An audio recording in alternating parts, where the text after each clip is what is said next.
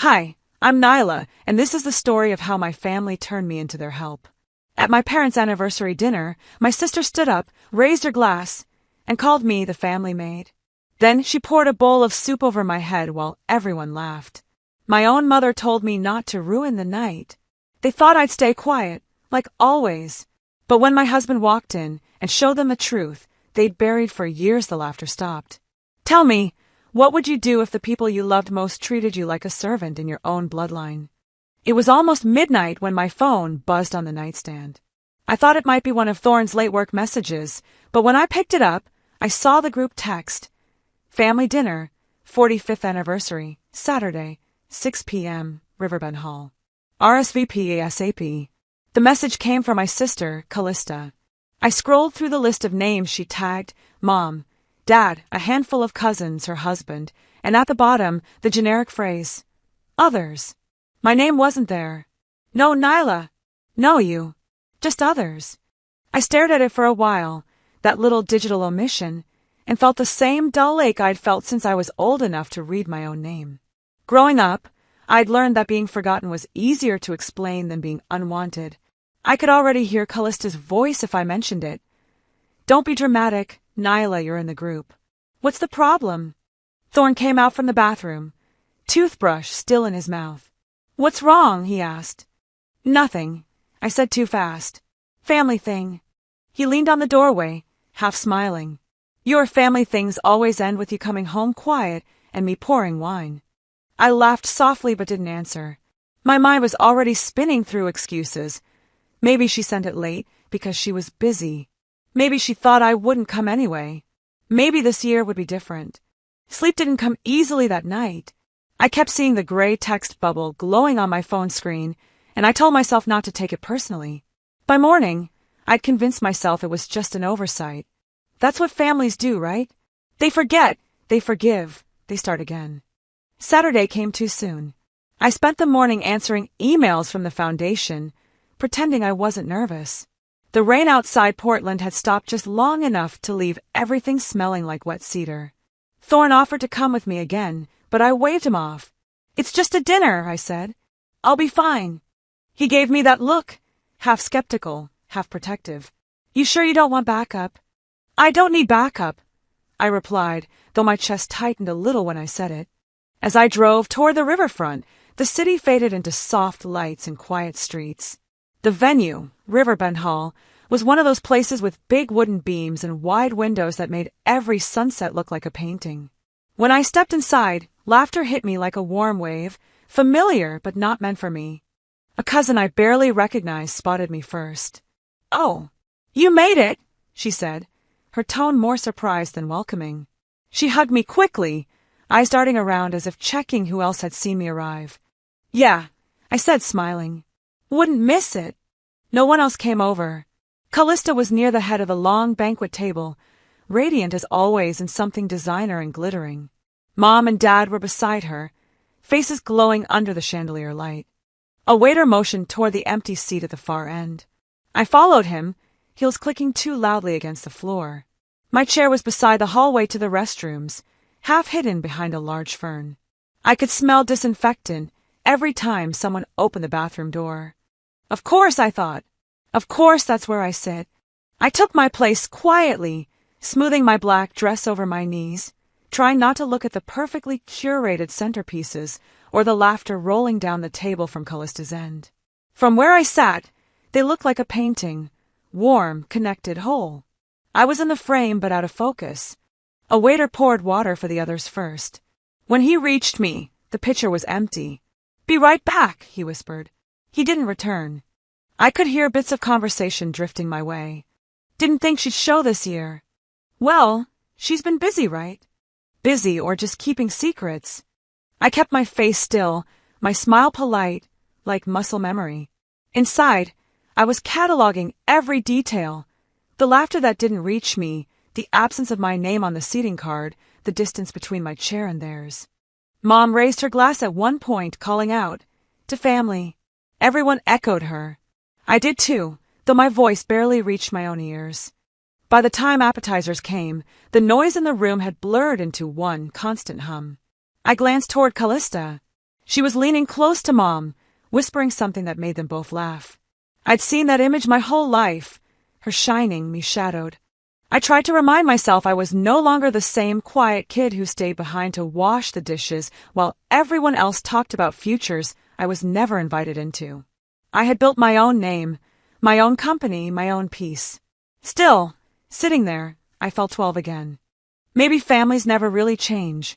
Maybe only your reaction to them does. The clock ticked toward 8, and conversation turned to old stories. Every laugh sounded a little too loud, every pause a little too long.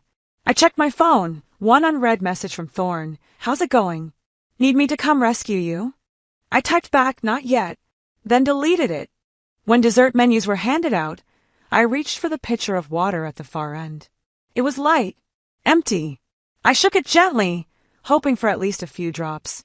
Nothing. I set it back down and looked up. At the other end of the table, my sister threw her head back, laughing, hand on Mom's arm. The same laughter from every family memory I had. I wondered if it had always sounded this sharp. I inhaled slowly, the air thick with perfume and nostalgia. My heart beat steady but firm, like it was waiting for something. Then, quietly, I forced a smile, the kind that says I see you but you don't see me. The room spun in slow motion, forks clinking, chatter floating, my own name missing again from every sentence. But as the laughter rose and I remained invisible, I felt something inside me start to shift, like the silence itself had overstayed its welcome. The laughter had barely died down when someone at the front tapped a glass with a spoon. The sound was sharp, crisp, pulling everyone's attention toward the center of the room. A cousin announced cheerfully, "Okay, everyone. Before dinner wraps up, Callista has something special for our parents." Applause broke out. Callista stood, glowing in the warm light, her hair perfectly placed, her smile too wide to be sincere. She lifted a silver box wrapped in gold ribbon. Even from where I sat, at the far end of the table, I knew that box. I had picked the paper myself. I knew the weight of it, too, because I was the one who commissioned it. A handmade photo album, its cover engraved with our parents' initials in sterling silver. It had taken 3 weeks to design. I'd chosen every picture, written each caption by hand, even drove across town to pick it up from the craftsman because I didn't trust anyone else to deliver it safely. And now, there it was, in her manicured hands. She didn't glance my way. She didn't need to. "I wanted to give Mom and Dad something that reminded them of where we came from," she said, her voice smooth as glass. "Every moment that made us who we are." The room erupted in admiration. "That's beautiful," someone whispered. My mother covered her mouth, eyes watering. My father looked proud, the kind of pride he saved for Callista. I felt my chest tighten. My hand stayed in my lap, fingers curled, as the applause filled the room. I clapped too, mechanically, quietly, like muscle memory. Callista passed the album to our parents, who opened it page by page, gasping, laughing, remembering. "Oh, that's from your first recital," Mom said. "You even added the one from Grandpa's farm." My father shook his head in disbelief. "You've always had the best memory, Callie." The sting of that word, always, cut through the noise. Always her. Always right. Always first. No one saw me watching. No one noticed the way I swallowed hard and smiled, my eyes trained on the tablecloth to keep from showing too much. Inside, I felt something cracking. It wasn't anger yet, not fully. It was disappointment that had nowhere left to go. I thought about the night I'd stayed up until 2 a.m. arranging the photos, about how I'd asked Callista for her mailing address to send the album directly to our parents, and how she'd offered to handle it. Now I understood why. Someone behind me whispered, "She's so thoughtful." Mom stood, hugging Callista. "You've always known what matters in this family." The room hummed with approval. Callista dabbed her eyes like she was touched. And then, just when the clapping faded, a voice from 2 seats down piped up, one of our uncles, full of wine and opinions. "Nyla, didn't you bring anything this year?" The words hit like static. I turned, forced a polite smile. "I just wanted to be here," I said. He laughed. "Well, that's something, I guess." I caught Callista's smirk. Small, deliberate. I excused myself, muttering something about needing air, though what I really needed was distance. In the hallway, I steadied myself near the door, breathing in the faint scent of pine cleaner and champagne. I wanted to cry, but I didn't. Crying would make it real, and I wasn't ready for that. When I returned, plates were being cleared. The servers moved around the table briskly, and Callista's laughter carried again, loud enough for everyone to hear. Then came the next hit. "Hey, Nyla!" she called out brightly, clapping her hands. "Can you help bring out the dessert tray?" The room froze for half a second before someone chuckled. "She's always been the helpful one," my uncle murmured. I felt the blood rise to my face. "Sure," I said, my voice calm but trembling inside. As I stood, the legs of my chair scraped the floor, echoing louder than I intended. I could feel eyes on me as I walked toward the kitchen. My heels clicked on the tile, each sound like a small humiliation. Inside, the staff looked startled. One of them offered to take over, but I shook my head. "It's fine," I said. I lifted the tray, heavy with cheesecake slices, shining under soft frosting, and carried it out myself. The path from the kitchen to the table felt endless. I could hear them talking about old vacations, about Callista's upcoming interview on some lifestyle show, about how proud our parents must be. I set the tray down carefully, smiling at no one in particular. The laughter continued, as if I weren't there. In that moment, I understood the quiet cruelty of familiarity, the way people can wound you not with words, but with indifference. I returned to my seat, back straight, eyes dry. The cheesecake was sweet, but it tasted like chalk in my mouth. I thought about saying something, about standing up and telling everyone exactly who had paid for the album, who had spent nights organizing their memories while they slept soundly in their self-importance. But the thought died before it reached my tongue. "If I speak now," I whispered under my breath, "they'll say I ruined it. Again." So I stayed silent. The room buzzed with conversation again. Callista was shining, basking in the glow of everyone's praise. Mom looked content. Dad looked proud. And me, I sat in the corner, the forgotten one, with dignity hanging by a thread. I reached for the fork beside my plate, but my hand was shaking too much to use it. I looked down the table at my family, all of them oblivious, all of them laughing. The sound blurred until it was just noise, until I couldn't tell one voice from another. It wasn't the first time I'd been erased, but it was the first time I felt ready to stop letting them do it. I didn't know it yet, but that night, between the stolen gift and the empty smiles, something in me began to shift for good. The cheesecake was untouched on my plate. I picked at it with my fork, not because I was hungry or curious, but to give my hand something to do, something other than clenching. The noise of the room started to blur again. Laughs, chairs scraping, the occasional toast.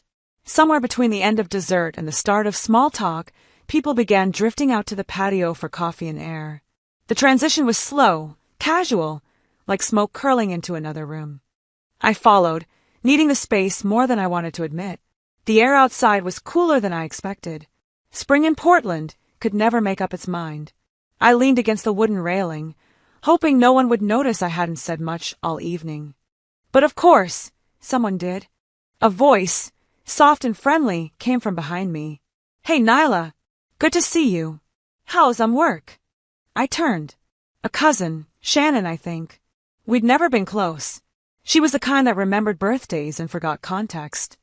"I'm still with the foundation," I said lightly. Her smile faltered for a beat. "Oh, I thought you stepped back, or Callista said you left it." I blinked. "She said what?" "She mentioned you were taking time off. Something about burnout." Burnout. The word tasted bitter. No, Callista had no idea what I did day to day. But she sure had opinions. Shannon looked uncomfortable. She also said things have been difficult. Financially. With you and Thorne. There it was. I felt something cold sink into my chest, heavier than the wind. I gave her a small smile, the kind that ends conversations. "We're doing just fine, thanks." She nodded quickly, her eyes darting away. Of course, just making conversation. But she wasn't. That wasn't a random question, or a slip of the tongue. It was a seed, planted carefully, repeated casually. I turned back to the railing, watching the lights flicker along the riverbank. The lies weren't just whispered, they were organized. How many times had I heard that tone before? That slightly sympathetic edge, as if someone knew something about me I didn't. No wonder people always looked at me with a mix of pity and politeness. No wonder I always felt one step behind in my own life story. Because someone else had been rewriting it. And I hadn't realized it until now. I stayed outside for a while, trying to breathe through the realization. The party sounds were muffled through the glass. Callista's voice, strong and clear, carried even outside. She was probably still glowing from the gift stunt. Then another voice broke through the silence, one I hadn't expected to hear again. Nyla! I turned and saw her. Monica Reyes.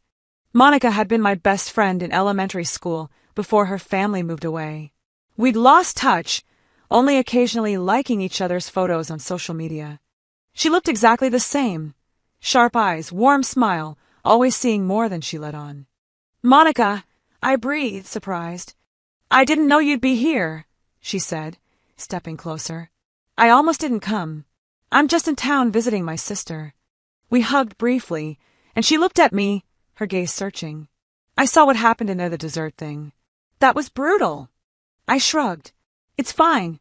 No, it's not. It never was. She paused. I remember when we were kids. Your sister used to tell people you were strange, that you were needy, clingy. I never believed her, but she made it seem like you were always causing drama. I stiffened. She'd smile to your face, Monica added. But the moment you left the room, it was nonstop. I always wondered how you didn't know. I laughed, short and humorless, because I trusted her. Because when someone calls themselves family, you want to believe the best in them.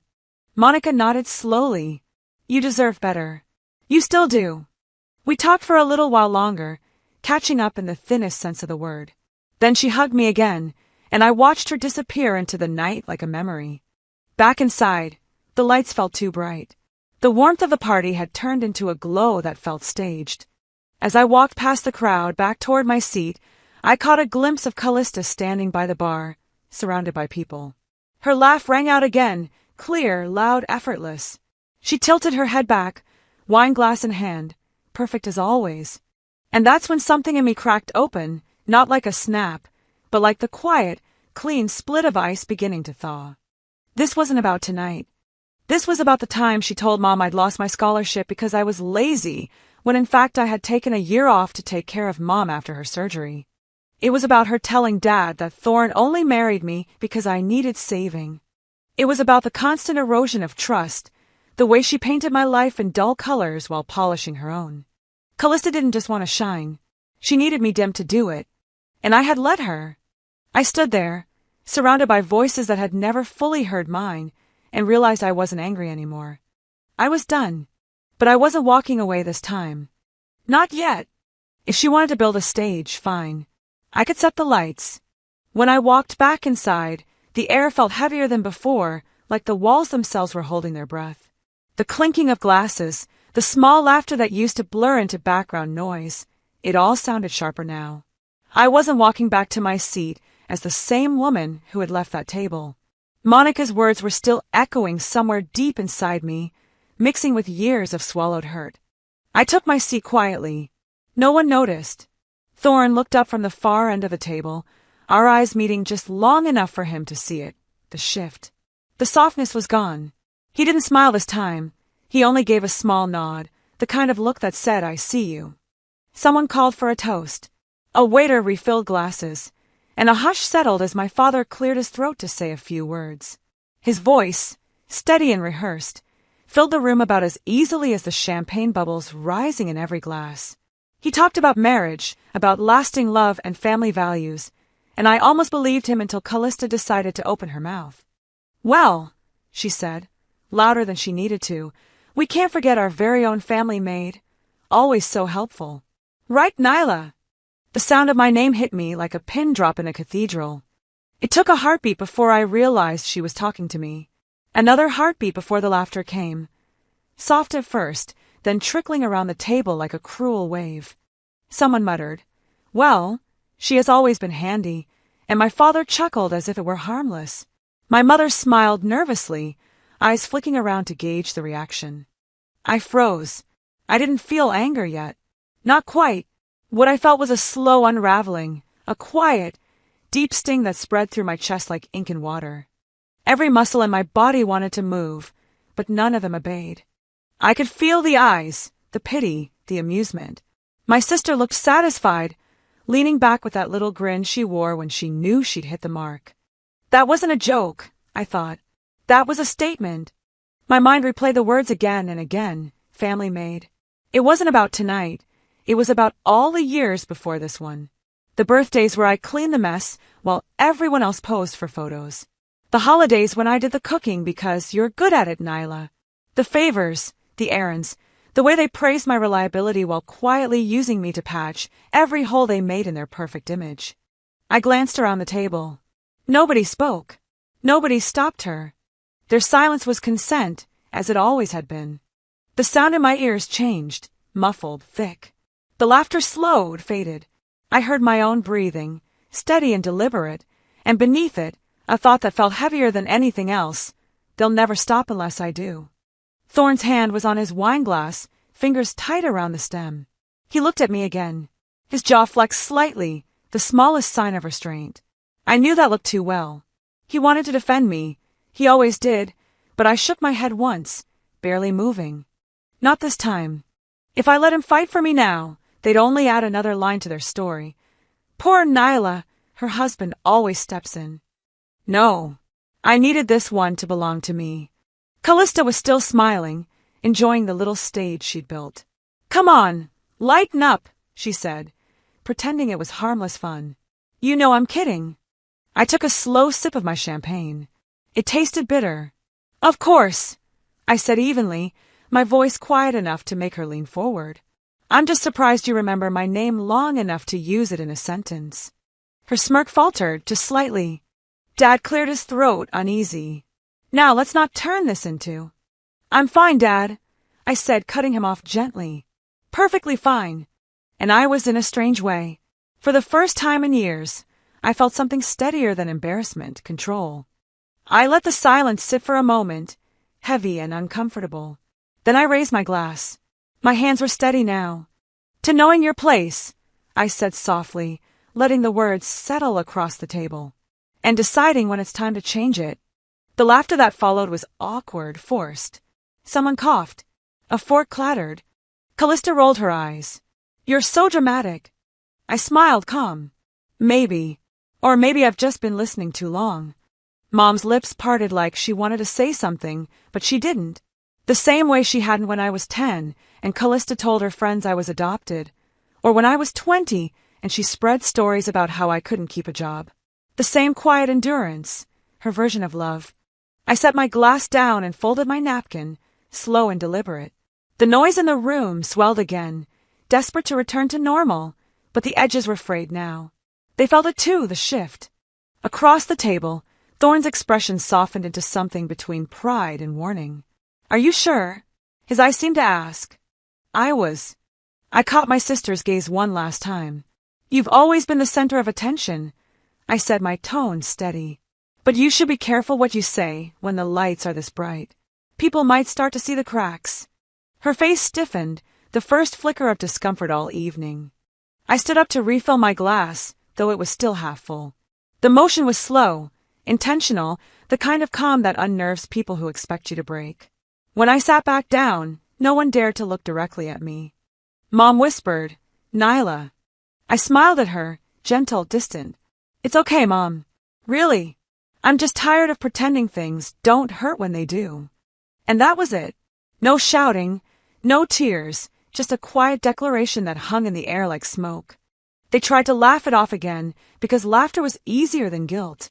The sound rolled through the room, but it no longer touched me. This time, when they laughed, I didn't flinch. I didn't fold into the wallpaper or pretend to disappear. Something inside me had settled, something solid, irreversible. And it wasn't going away. The sound of clinking forks returned just as I reclaimed my seat, but the air around me was different now. My chair had somehow been scooted farther back, half blocked by a decorative plant that hadn't been there before.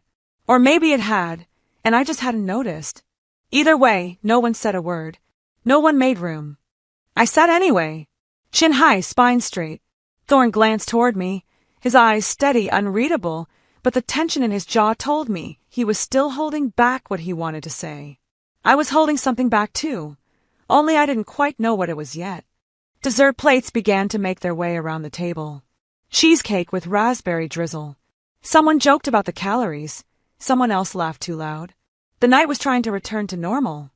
I took a forkful just to keep my hands occupied, but my appetite had long since left. It was around then that Delilah, Callista's daughter, slid into the empty seat beside me. Her dress had glitter that caught the candlelight, and she leaned in close with that innocent, unfiltered curiosity kids never bother to soften. "Mom said you don't have a real job anymore," she said. "Is that true?" The words hit like a cold draft through a cracked window. I heard someone cough nearby. A knife tapped against porcelain. One of the aunts shifted in her chair. I turned slowly to look at Delilah. Her big brown eyes blinked up at me, wide and guileless. "I do a lot of work, sweetie," I said softly. "Some of it just isn't always easy to explain." "Oh," she said, fidgeting with the napkin on her lap. "But Mom said you used to be important, like on magazine covers and stuff. And now you're just helping Dad." Callista, 2 seats down, sipped her wine with the smug timing of someone who knew exactly what had just been said and didn't intend to correct it. I heard Vera, my mother, laugh lightly, too brightly. "Kids say the funniest things," she said, waving a hand as though trying to clear the air like smoke. "They don't understand how grown-up work works." She didn't look at me. No one did. I placed my fork down gently on the table and smiled at Delilah, who had already moved on to licking whipped cream off her spoon like none of this had weight. I excused myself a moment later. Didn't say why. Didn't need to. I pushed back from the table, careful not to knock into the decorative stand, and made my way through the ballroom doors. Thorne rose halfway, instinctively, but I gave him a small nod. I needed to breathe. Alone. The hallway outside the banquet room was quieter, carpeted and dimly lit. A server passed with a tray of empty glasses and nodded politely. I walked toward the back exit, where a side patio looked out over the water. And just as the fresh air started to soothe my skin, I heard the click of heels behind me. "Don't go getting all emotional, Nyla." "My mother." "Of course." She stepped up beside me, pulling her shawl tighter around her shoulders. Callista didn't mean anything by it. She was just being playful. "Playful," I repeated, not looking at her. "She's been playful all night." Vera sighed. "You know how she is. She likes attention. She humiliated me. Twice. In front of the entire family. You're too sensitive sometimes," she said, and for a second I thought I might laugh. "Really?" I said instead. "So, telling people I don't have a job, that my marriage is falling apart, that I'm some kind of failed career woman, that's just playful?" Vera looked uncomfortable. "You're twisting it." "I'm repeating it." She lowered her voice. "Please don't make a scene. This night is about your father and me." There it was. That old familiar plea. Don't ruin it. Don't cause trouble. Don't speak up. I turned to face her fully. "You never defended me. Not when I was 12, not when I was 20, and not tonight." "That's not fair," she said quickly. "No," I said. "What's not fair is being made into a punchline at your table and being expected to smile through it like it's tradition." She looked wounded. "I just want peace." "You want quiet," I corrected. "There's a difference." We stood there for a long moment. The silence between us said more than anything we'd ever exchanged in therapy or in any of those fake happy holiday cards. "I won't be your scapegoat tonight," I said finally, "or ever again." I didn't wait for her reply. I walked back inside slowly, deliberately. The dinner was winding down. People were chatting in soft tones now, some standing, gathering coats. A few looked up as I passed, but most didn't. My seat was still there, half covered by the large plant. I didn't move it. I simply sat back down. Thorne placed a hand on my arm. That was all. Just a hand. No questions. No pity. Just presence. It grounded me.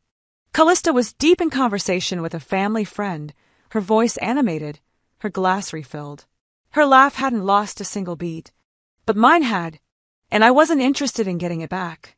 Not for their sake. Not anymore. The clinking of dessert forks had faded into small talk again.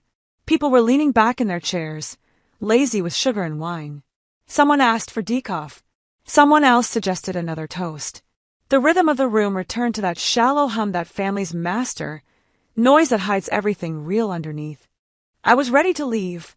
My body said stand up and go, but my feet stayed where they were.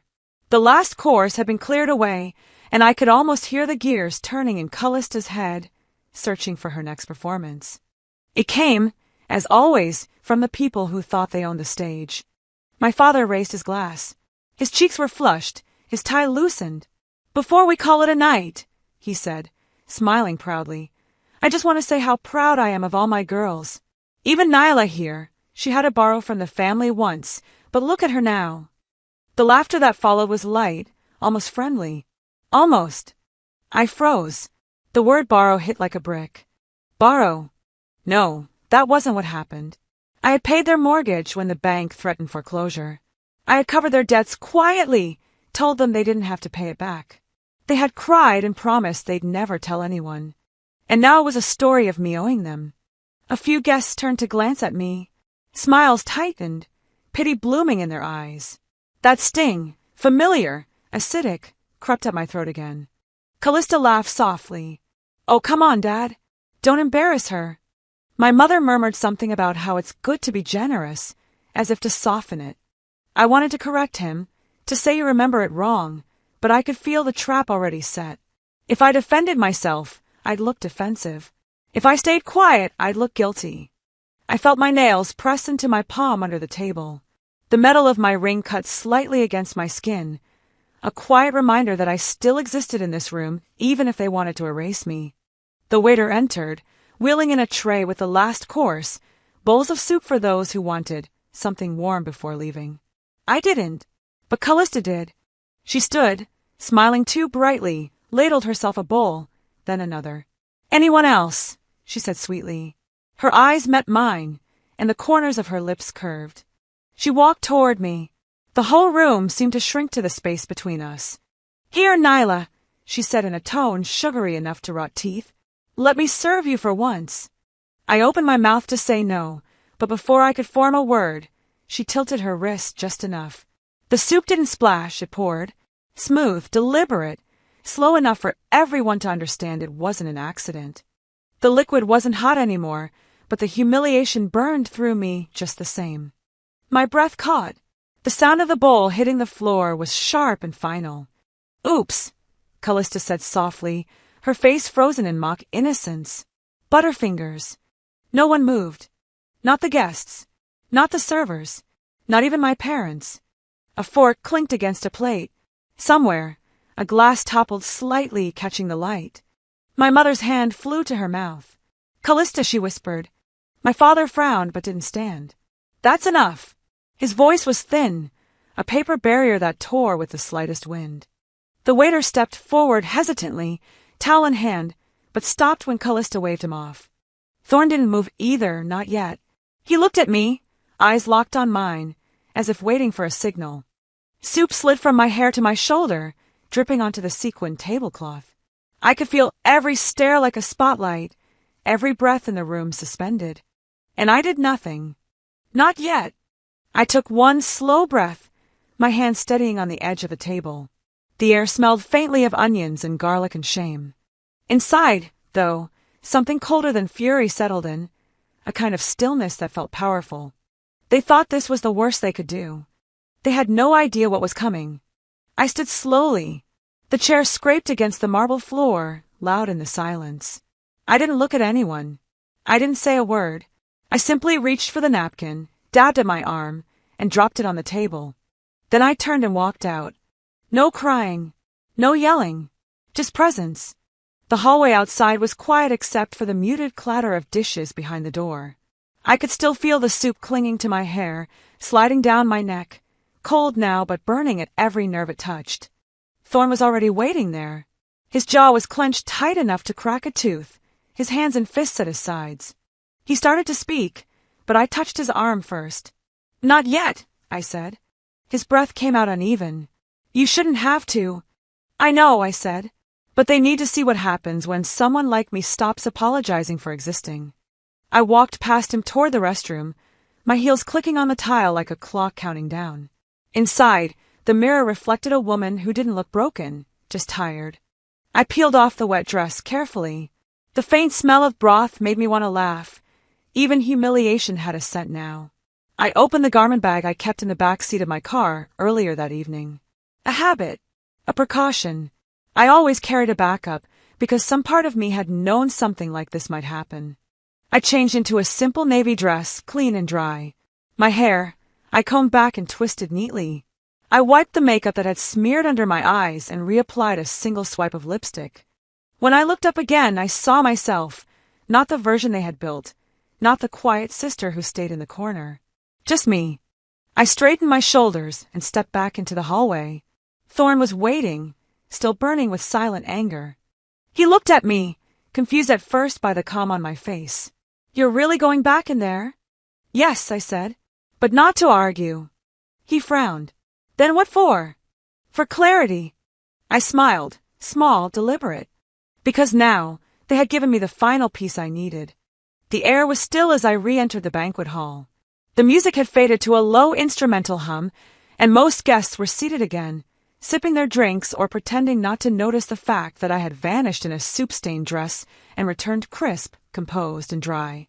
My dress was a soft navy blue, simple but structured. My hair was pulled back tightly. I felt like steel wrapped in silk. Callista caught sight of me first. Her reaction was exactly what I expected. Surprised, amused, then something like mild irritation. "Well, that was quick," she called out with a laugh that didn't quite land.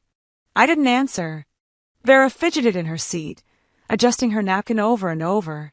Gerald avoided looking in my direction entirely, staring at his drink like it might offer an escape route. A few cousins glanced my way, but said nothing. Candace, the MC for the evening, and one of Callista's old sorority sisters, took the mic again and smiled at the crowd. "Before we wrap up tonight, Callista would love to say a few words in honor of her parents. 45 years of love and partnership. Let's hear it for Vera and Gerald." The guests clapped politely. Callista stood and stepped toward the front, that same perfect smile stretching across her face like she was stepping onto a stage. She held her champagne flute with the elegance of a practiced hand. But before she could speak, Thorne rose. The room stilled again. He didn't raise his voice. He didn't need to.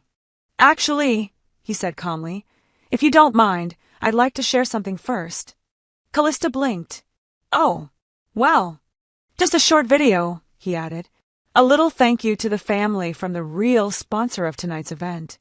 He walked slowly to the front, removing a small remote from his inside jacket pocket, then pulling a cord from his phone and plugging it into the projector system.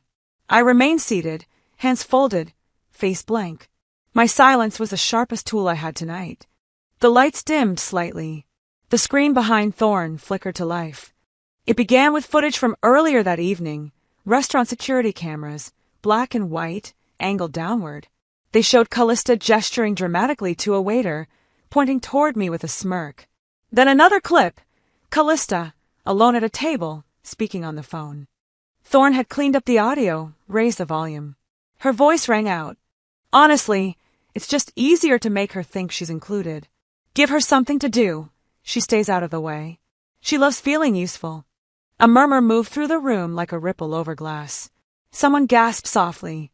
The next clip, me, walking into the kitchen to retrieve the dessert tray. Then another, Callista whispering something to a guest, both of them laughing as they looked toward my seat. More clips followed, taken at past family events. Each one a piece of the puzzle I had ignored too long. In one, she leaned into Vera and said, "Nyla's still doing that nonprofit thing. I mean, it's sweet. You know, keeps her occupied." Another clip, again her voice, this time from a voicemail sent to Thorne by accident. "Look, I know she thinks she's helping, but she's kind of a mess. She's always been like that."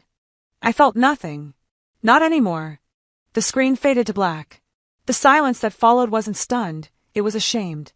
Then the second half of the presentation began. Thorne stepped back toward the screen and tapped his phone. Images flashed across the projection, bank documents, donation records, email receipts. "This," he said calmly, is a $60,000 transfer made from Nyla's personal account 3 years ago, used to bail out Callista's PR firm after a major contract collapse. She never asked to be paid back. Callista stood frozen. Here, Thorne continued, are donation records for the venue, the food, and tonight's entertainment, all paid for by Nyla's foundation.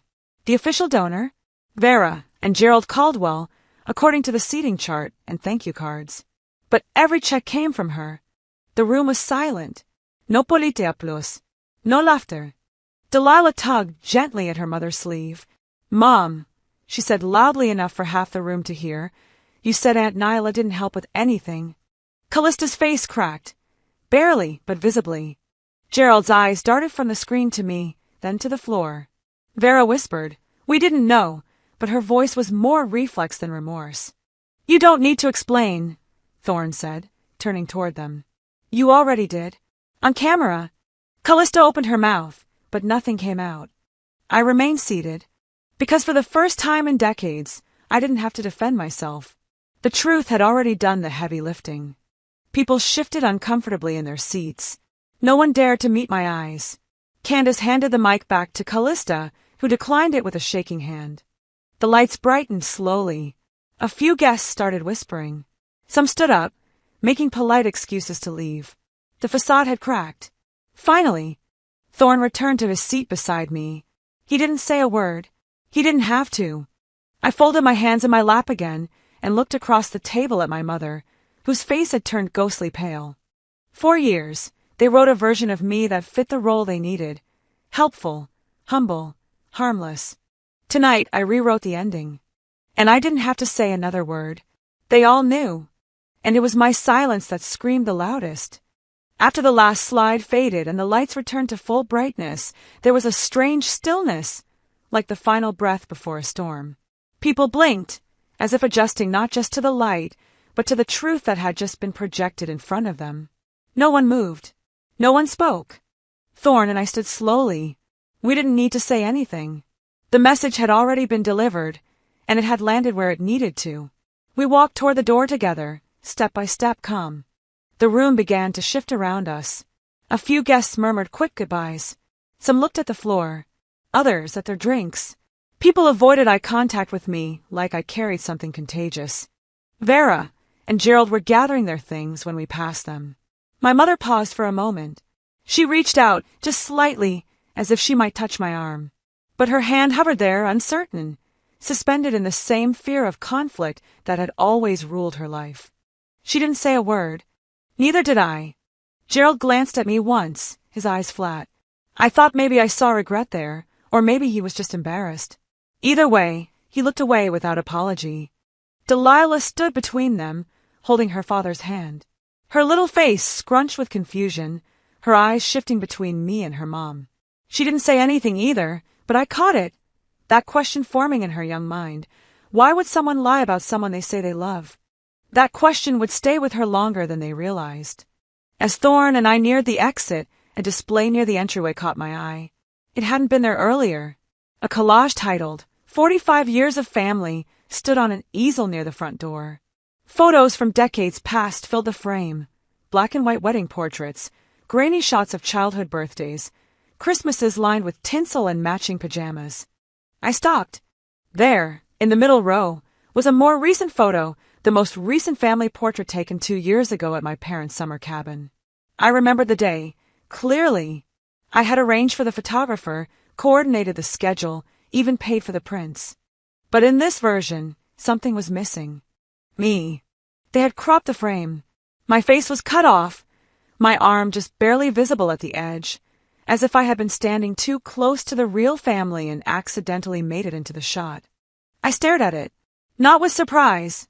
I'd long stopped being surprised by their omissions, but with a strange, quiet clarity. They hadn't just forgotten me. They had erased me. Thorne followed my gaze. He didn't say anything, but he knew.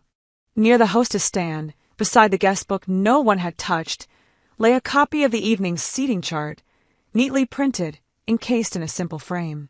I picked it up. Every name had been typed, carefully arranged with attention to table numbers and relationships. Except mine. My name was handwritten in blue pen. squeezed into the corner of a page, already full. I held it up to Thorn. He glanced at it, then back at me. "They never planned for you to matter," he said, voice low.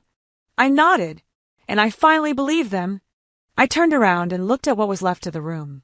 The music had been turned off. The crowd had thinned. The laughter was gone. I took a step forward, not toward the door, but to the center of the room where the cake had been cut, where the toasts had been raised. The spot where I had once stood trying to belong. There were only a few people still lingering. Some cousins, a friend of Gerald's, someone from Vera's book club. All of them still enough to hear. I cleared my throat gently. "I didn't come tonight to embarrass anyone," I said. "I came hoping to be part of something I thought was still salvageable." A few heads turned. One woman looked like she wanted to say something, but didn't. I spent years hoping that if I was helpful enough, quiet enough, generous enough, I'd finally earn a seat that didn't come with a disclaimer. But I see it now. You don't build a real seat in a house that was never meant for you. You pack your things. You walk out. You build a better one elsewhere. The words hung there. No one interrupted. No one denied it. Because they couldn't. Not anymore.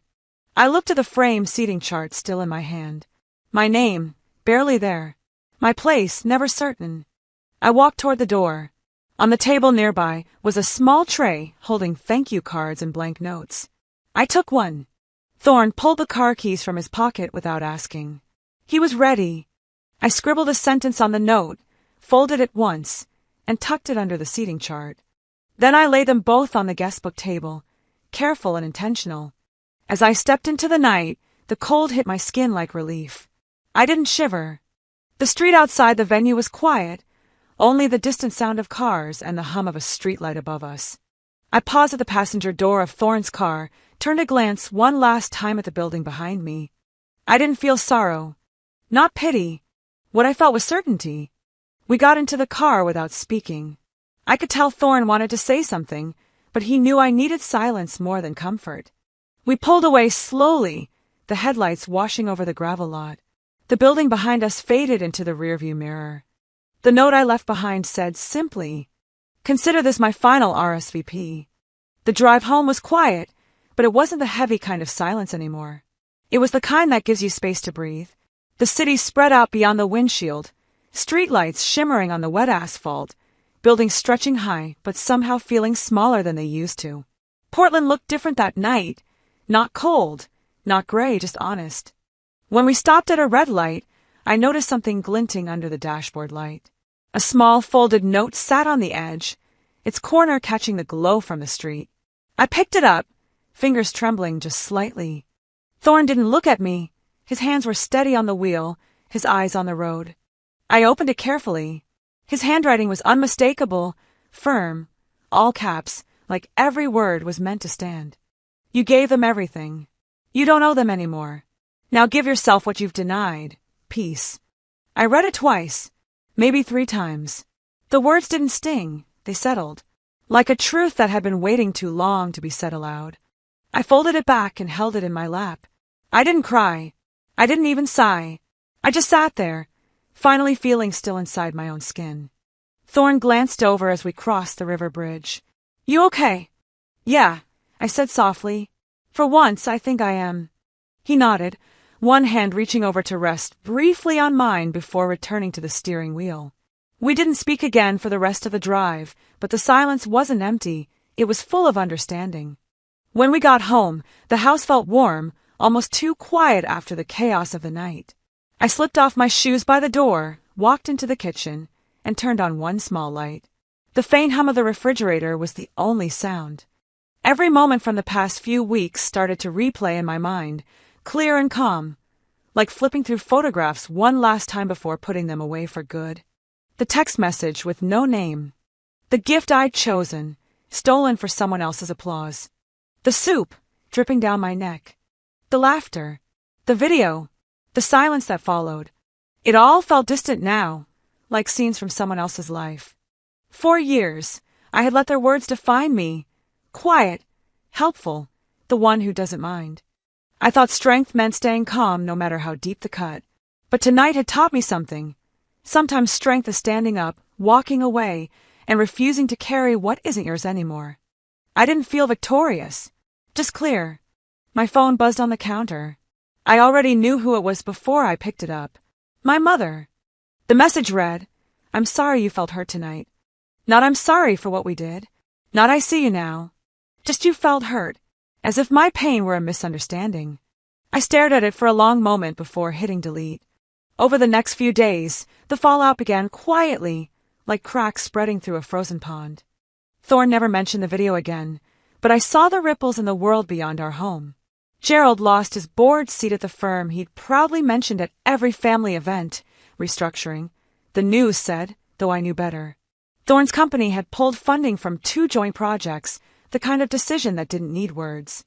Callista's face disappeared from the local business pages. Her clients started backing out of contracts, one after another. Screenshots of the video had spread faster than any of her curated press releases ever did. The comments beneath them were merciless. The family group chat, usually full of vacation photos and recipes, went completely silent. A few cousins sent private messages. "We didn't know, Nyla. We're sorry." I read each one, but I didn't respond. I didn't need to. Their guilt wasn't mine to manage anymore.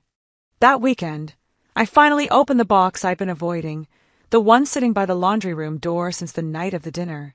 Inside was the dress I'd worn that night, the one still faintly stained at the hem from the soup.